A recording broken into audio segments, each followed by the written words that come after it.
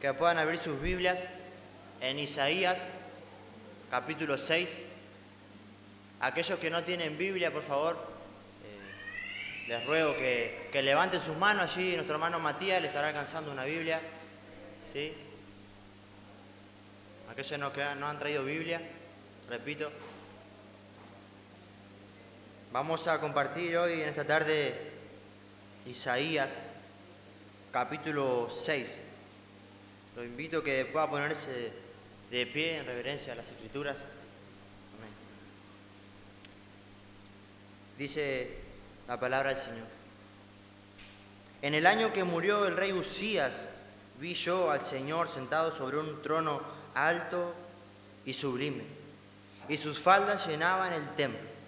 Por encima de él había serafines, cada uno tenía 6 alas, con 2 cubrían sus rostros, con 2 cubrían sus pies, y con 2 volaban. Y el uno al otro daba voces diciendo: Santo, Santo, Santo, Jehová de los ejércitos, toda la tierra está llena de su gloria. Y los quiciales de las puertas se estremecieron con la voz del que clamaba, y la casa se llenó de humo. Entonces dije: ay de mí, que soy muerto, porque siendo hombre inmundo de labios, y habitando en medio del pueblo que tiene labios inmundos, han visto mis ojos al Rey, Jehová de los ejércitos. Padre, muchas gracias por tu palabra, Señor. Y cuánto temor me da ahora aún más al poder conocer siquiera un poco tu santidad, al acercarnos a tu palabra, Señor. Rogándote a ti, el Dios soberano, el Dios poderoso, que nos acompañes en esta hora. Que me ayudes a ser claro, que ayudes a cada uno de mis hermanos a estar atentos a tu palabra. Aquellas personas que han venido por primera vez también, que puedan estar atentas y tu Espíritu Santo transforme y cambie nuestras vidas. Muchas gracias te damos, Jesús. Amén. ¿Pueden tomar sus asientos?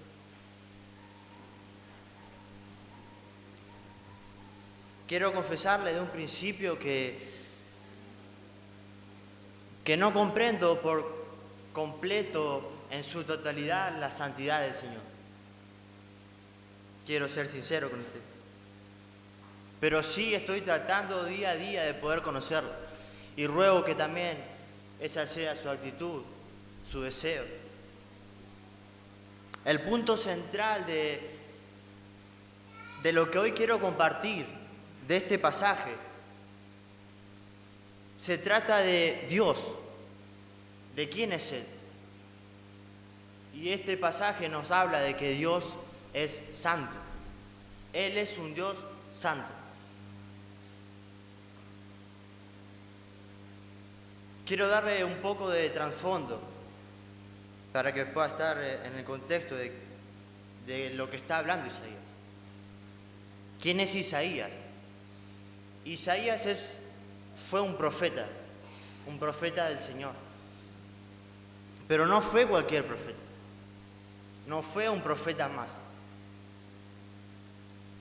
Algunas personas, eruditos, creen y piensan que él ha sido el más grande profeta de Israel.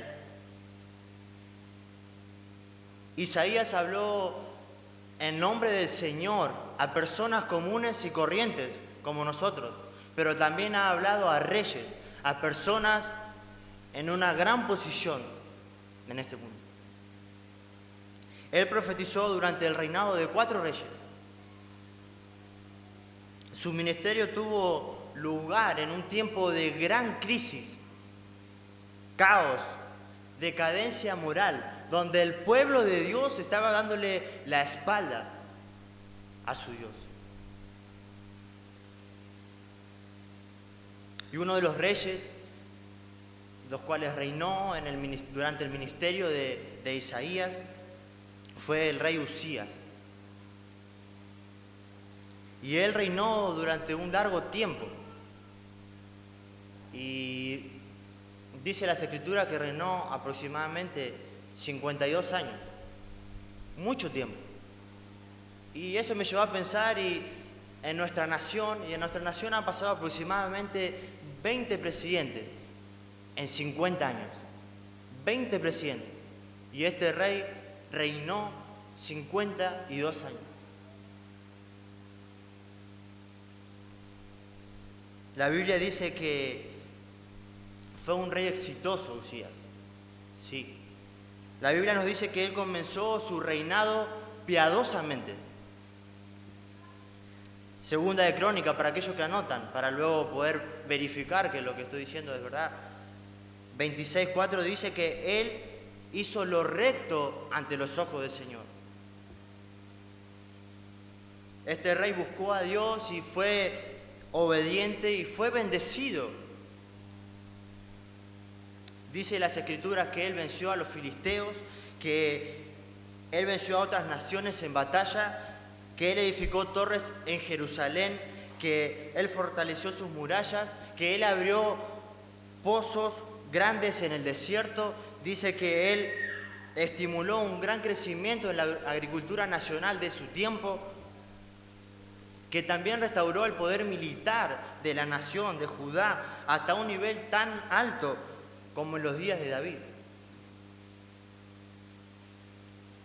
Pero resulta que cuando Usías empezó a ver todo lo que había logrado, todos sus logros, se llenó de orgullo. Y el Señor lo hirió con lepra, dice las Escrituras. Dice que él se tomó el atrevimiento y la irreverencia de entrar al templo santo de Dios, quienes solamente debían entrar y eran comisionados para hacerlo los sacerdotes. Y eso lo puede ver allí en 2 Crónicas 26, del 16 al 21. Y pensando en los habitantes de Judá, seguramente habrán entrado en pánico cuando Usías estaba leproso y en un tiempo murió. Murió a causa de su lepra. Me imagino los habitantes de esa nación llenos de pánico. Quizás cuando murió su rey, Usías, algunos habrán dicho: este rey nos dio gran paz, nos dio mucho alivio mientras estuvo aquí con nosotros. ¿Qué haremos ahora? ¿Qué haremos ahora? Y nos dice nuestro pasaje, versículo 1 del capítulo 6 de Isaías: en el año en que murió el rey Usías, vi yo al Señor sentado en un trono alto y sublime, y sus faldas llenaban el templo.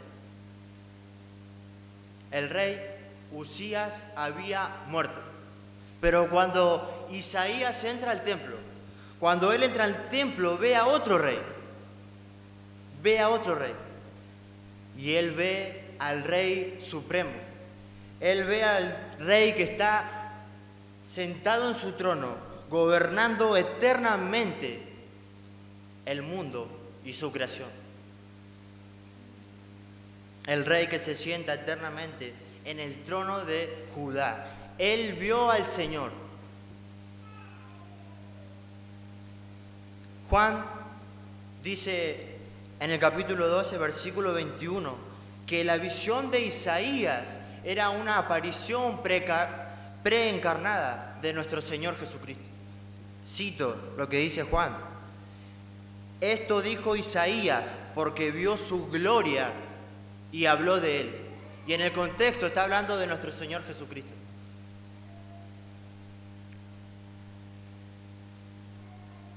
Dice nuestro pasaje que él vio al Señor. Y esta palabra Señor, Adonai, significa el soberano. Esta mención se refiere a la soberanía de Dios. Y ciertamente cuando Usías vino al templo, cuando él entró, había una gran crisis de soberanía en la nación, porque su rey terrenal, temporal, había muerto. Por eso tiene sentido esta palabra Señor, Adonai, el soberano. Él vio al rey soberano. Usías había muerto, pero los ojos de Isaías fueron abiertos para ver al verdadero rey de la nación. Él vio a Dios sentado en su trono como el soberano Dios. Él es el Rey que gobierna tu vida. Él es el Rey que gobierna nuestras vidas. Él es quien pone a reyes. Él es quien quita reyes. Él es quien da la vida y Él es quien la quita. Y la pregunta que deberías hacerte y hacernos es: ¿en quién estamos confiando? ¿Estamos confiando en el Rey eterno, soberano, dueño de todas las cosas? ¿O solamente estamos confiando en simples humanos? Dice el versículo 2 que por encima de él había serafines. Cada uno tenía 6 alas. Con 2 cubrían sus rostros, con 2 cubrían sus pies y con 2 volaban. Seres interesantes, estos serafines, que no son seres humanos pecadores como nosotros, con corazones impuros como nosotros, pero aún siendo seres angélicos, son criaturas. Y a pesar de su elevada posición donde ellos se encuentran, tienen que cubrir sus ojos. Yo quiero que usted se imagine ese lugar, que ciertamente fue una visión de Isaías. Allí ese templo donde está el Señor, lleno de su gloria. Dice que estos seres celestiales, angelicales, cubren sus ojos para no ver el rostro de Dios. Y esto es terriblemente maravilloso. Cómo estos seres fueron creados por Dios, con un par de alas especiales para cubrir sus ojos, sus rostros en la majestuosa presencia de Dios. Ni siquiera pueden mirar al Señor.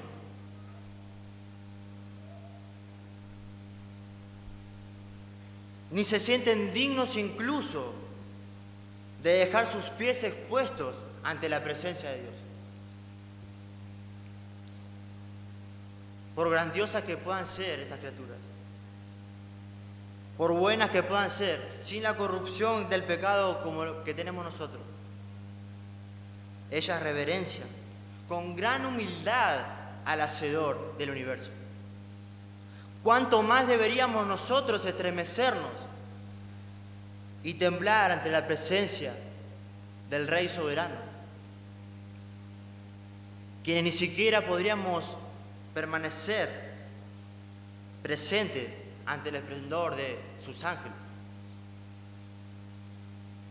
¿Con qué actitud nos presentamos ante el Rey? ¿Con qué actitud nos presentamos ante el Rey del universo? ¿Con una actitud de reverencia? ¿Con una actitud de humildad? Pero no quiero solamente que nos centremos en la apariencia de estos seres, sino que lo importante es lo que ellos dijeron. Versículo 3, leamos.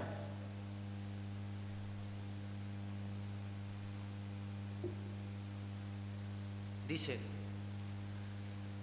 y el uno al otro daba voces, diciendo: Santo, Santo, Santo, Jehová de los ejércitos, toda la tierra está llena de su gloria. Me gusta cómo lo describe a la palabra santo Sproul, nuestro recordado hermano.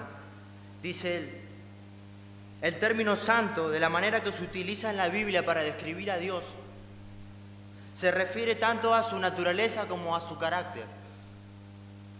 En primer lugar, la santidad de Dios se refiere a su grandeza y a su trascendencia, al hecho de que Dios está por encima de todo, de todas las cosas, y más allá de todo lo que hay en el universo. Pero en segundo lugar, esta palabra santo aplicada a Dios se refiere a su pureza, a su absoluta excelencia moral. Y algo que quizás nos preguntamos o te estás preguntando es ¿por qué estos serafines? ¿Por qué ellos repiten 3 veces esta palabra? Y quiero decirte que no es por el himno que cantamos. Ese himno se escribió después. Sino porque el pueblo judío generalmente usaba la repetición como una forma en la cual ellos daban énfasis a algo. Y en nuestro idioma, hoy nosotros para enfatizar algo, ¿qué hacemos? Subrayamos las palabras importantes, las escribimos en cursiva, las escribimos en negrita, podemos agregarles signos de exclamación, les agregamos comillas. ¿Y todo esto para qué? ¿Para qué lo hacemos? Para llamar la atención del lector a algo que es especialmente importante. Nuestro Señor usó la repetición de palabras. Si usted recuerda, Él ha repetido muchas veces, de cierto os digo, de cierto os digo, de cierto os digo. Y nuestro Señor usaba esa palabra, ¿para qué? Para demostrar que lo que Él estaba por decir iba a ser algo sumamente importante. La Biblia nos dice que Dios es santo, santo, santo. La Biblia no dice que Él es santo. La Biblia no dice que Él es santo, santo. La Biblia dice que Él es santo, santo, santo. La Biblia nunca dice que Él es amor, amor, amor. Ni tampoco dice que Él es misericordia, misericordia, misericordia. Ni tampoco dice que Él es justicia, justicia, justicia. Dice que Él es santo, santo, santo. Y que toda la tierra está llena de su gloria. Versículo 4 nos dice que los quiciales de las puertas se estremecieron con la voz del que clamaba y la casa se llenó de humo.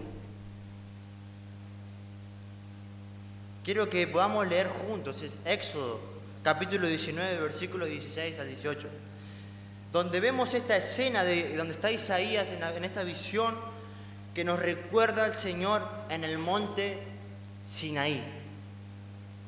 Éxodo 19, capítulo 19, versículo 16 nos dice: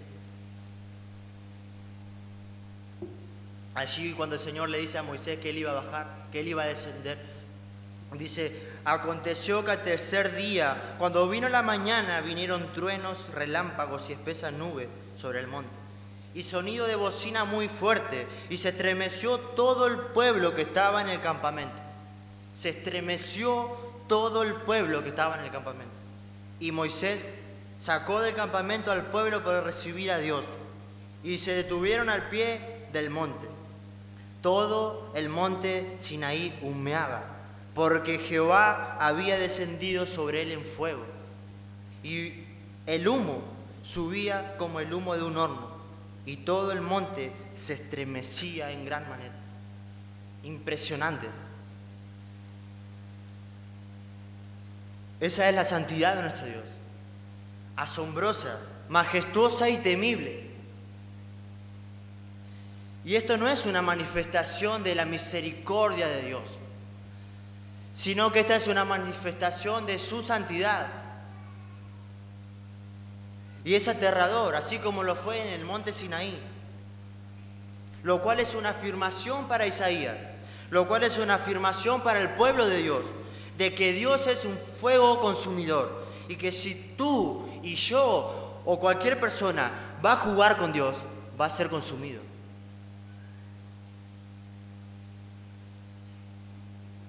Para Isaías, para el pueblo de Dios, esta era una afirmación severa de que el Rey eterno, soberano, es fuego consumidor. Ni tú, ni yo, ni nadie puede jugar con Él, o seremos consumidos. Cuando Isaías vio a Dios como realmente es, Su inmediata respuesta, ¿cuál fue? Versículo 5. Dijo Isaías: ¡ay de mí, que soy muerto!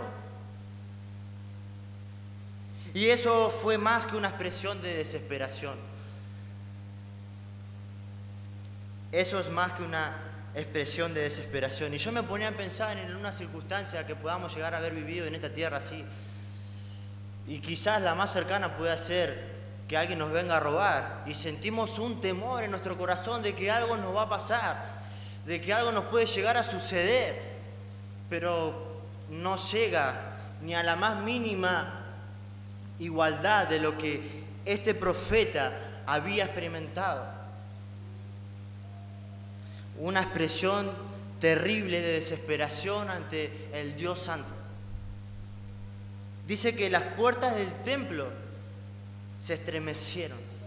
Pero eso no fue lo único que se conmovió, sino que lo que más tembló en ese edificio fue el cuerpo mismo de Isaías.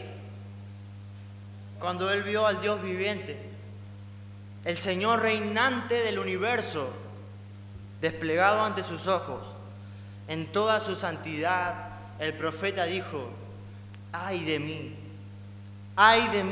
que soy muerto! Me gustaría remarcar que cuando los profetas del Antiguo Testamento profetizaban, cuando estos hombres de Dios profetizaban, antes de hacer la declaración, ellos afirmaban y decían: así dice el Señor. Y luego de esa declaración podía seguir una declaración positiva o negativa, las cuales son: una declaración positiva era cuando ellos decían: bienaventurado, bienaventurado el hombre, bienaventurado, bienaventurado. Una declaración positiva. Pero si no, otra expresión que ellos hacían era una expresión negativa, cuando decían: ¡ay! ¡ay! En sus profecías, Isaías usó repetidamente estas palabras para referirse al juicio de Dios, para referirse al juicio de Dios. Y es interesante y muy importante considerar que nuestro Señor Jesús también la usó. Mateo 23:13. Nuestro Señor usó estas palabras para reprender a los religiosos en su día, donde Él dijo: mas ay de vosotros, escribas y fariseos, hipócritas, porque cerráis el reino de los cielos delante de los hombres, pues ni entráis vosotros, ni dejáis entrar a los que están entrando. Es como una maldición, una expresión de juicio. Isaías, este profeta de Dios, estaba pronunciando sobre sí mismo una maldición, un juicio sobre sí mismo. Muy probablemente Isaías era uno de los mejores hombres de su tiempo. Probablemente. Un verdadero siervo de Dios. Un verdadero hombre de Dios. Pero cuando él vio la santidad del Rey, cuando él vio la santidad de Dios, lo único que podía ver era su pecado. ¿Y nosotros vemos nuestro pecado al contemplar la santidad de nuestro Señor en las Escrituras? ¿O estamos contemplando los pecados de nuestros hermanos? ¡Ay de mi hermano! ¡Ay de mi hermano! Pero no estamos contemplando nuestra propia pecaminosidad. Deberíamos de ser como Isaías. ¡ay de mí!, dijo. Cuando él ve la santidad de Dios ante sus ojos, no le queda otra cosa que decir y reconocer su pecaminosidad. solo podía ver su pecado. Y él dijo: ay de mí, que soy muerto. Estoy perdido. Estoy devastado ante la santidad majestuosa de Dios. Y confesó y dijo: soy hombre inmundo de labios. Reconoció su pecado. Soy hombre inmundo de labios, y habitando en medio de un pueblo que tiene labios inmundos. Si no entendemos la santidad de Dios, si no entendemos que Dios es santo, que Dios es puro, que en Dios no hay mal, que Él aborrece la maldad, si no entendemos eso, tampoco entenderemos nuestra propia pecaminosidad. Y si no entendemos cuán terrible es nuestro pecado, no entenderemos las terribles consecuencias del pecado. Y la salvación será para nosotros algo que no tiene significado. Porque si no comprendo que Dios es santo, si no comprendo cuán pecador soy, ¿qué es la salvación? ¿De qué tengo que ser salvo? Queridos hermanos, es la gracia de Dios que nosotros hoy podamos estar aquí, en este lugar, y que no hayamos sido consumidos por su ira santa.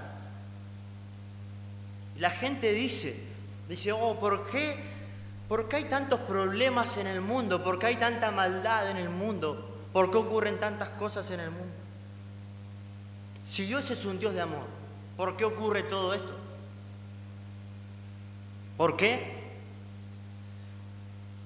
Si Dios no fuera un Dios de amor, en nuestro primer pecado seríamos consumidos por su ira, consumidos por su santidad.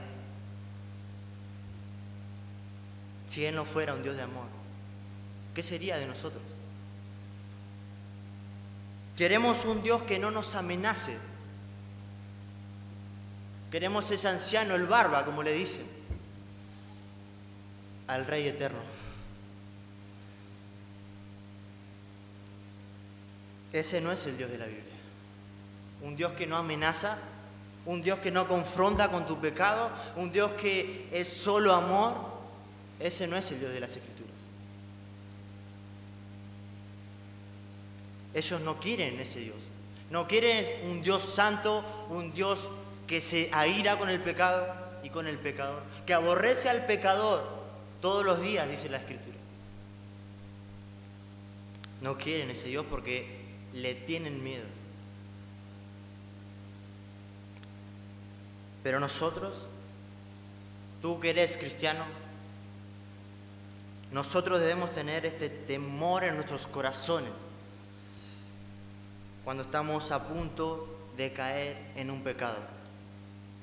Debemos tener este temor de Dios, miedo a Dios, no solamente temor reverente, miedo a Dios, porque Él es fuego consumidor. Debemos percibir la santidad de Dios, que Él odia la maldad. Muchos dicen, muchas personas dicen, en muchas iglesias dicen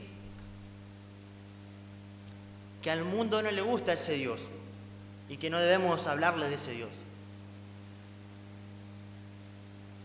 Que ellos quieren un Dios que sea más amable,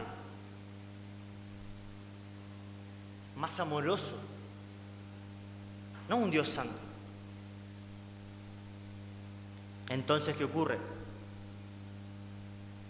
Entonces inventan un sustituto del verdadero Dios, por lo cual el Evangelio es suavizado, por lo cual el Evangelio es inofensivo y diluido,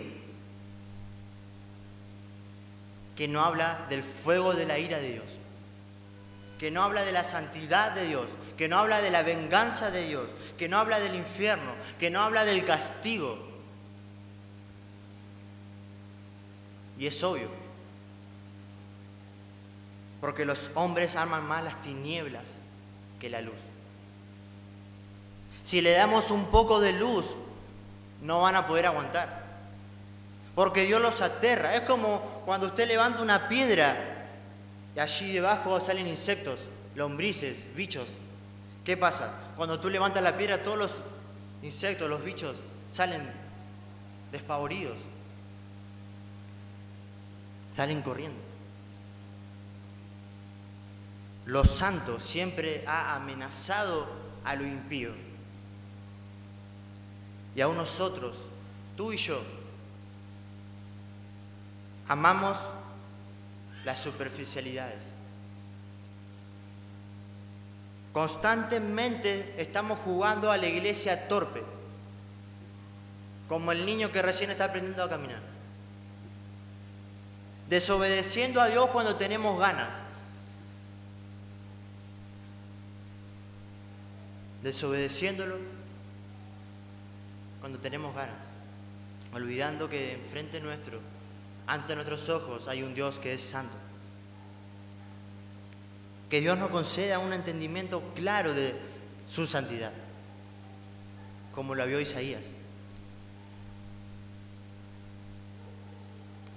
Y a ti, querido amigo, que has venido por primera vez, que estás en este lugar y quizás no eres cristiano, quiero decirte una cosa.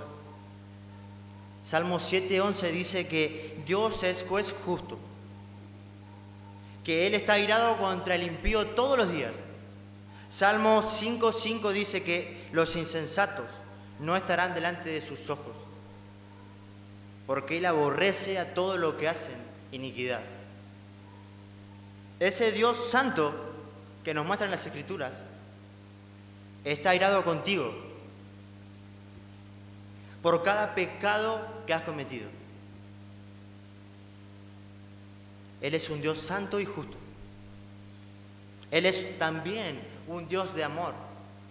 No quiero que te quedes con esta idea solamente, que Él es solamente un Dios fuego consumidor y santo, porque Él ciertamente es un Dios de amor. Él es amor. Dios es amor. ¿Y cómo lo ha demostrado? Tú me dices, demuéstrame cómo es el amor de Dios. Que Él ha dado su Hijo para que viviera una vida perfecta, la cual ni tú ni yo hemos podido vivir. Él ha enviado su Hijo para que sufra la muerte en la cruz, la cual tú y yo merecíamos en la cruz. Fue clavado en la cruz. Murió en la cruz Cristo, cargando la ira del Dios Santo a causa de tu pecado, de mi pecado, el pecado de toda la humanidad. Tú y yo merecíamos esa cruz. Pero no solo eso, no solamente Él murió, sino que Él resucitó venciendo a la muerte, a Satanás y al pecado. Y Él te está llamando a ti hoy. Él te está llamando a sus pies. Si tú no le conoces, si tú no sabes quién es Dios, si tú no le amas, si tú ves que tus anhelos no son Dios y las cosas de Dios, y amarlo a Él y vivir para Él, ven a Él, corre a Él.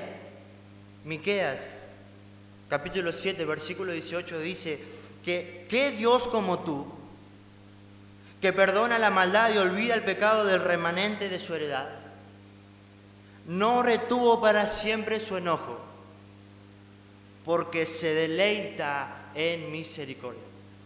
Ese es el Dios Santo, un Dios de misericordia. Ruégale perdón, ruégale misericordia, y ciertamente te salvará. Ciertamente te salvará, porque Él no rechaza a aquellos que vienen a Él. Te lo suplico. Si tú no eres cristiano, si tú no amas a Cristo, si tú no le deseas con todo su corazón que vengas a Él, te arrepientas de tus pecados, confíes en lo que Él ha hecho, solamente eso te puede salvar. Él es un Dios santo, santo, santo. ¿Cómo te presentarás delante de Él? ¿Con tu justicia? o con la del Salvador, Jesucristo. Señor, te damos gracias. Gracias por tu palabra. Tanto temor, Señor, al poder conocerte un poco más, y más temor nos da acercarnos a tu palabra. Pero no solamente temor, porque también nos da gozo el saber que Cristo nos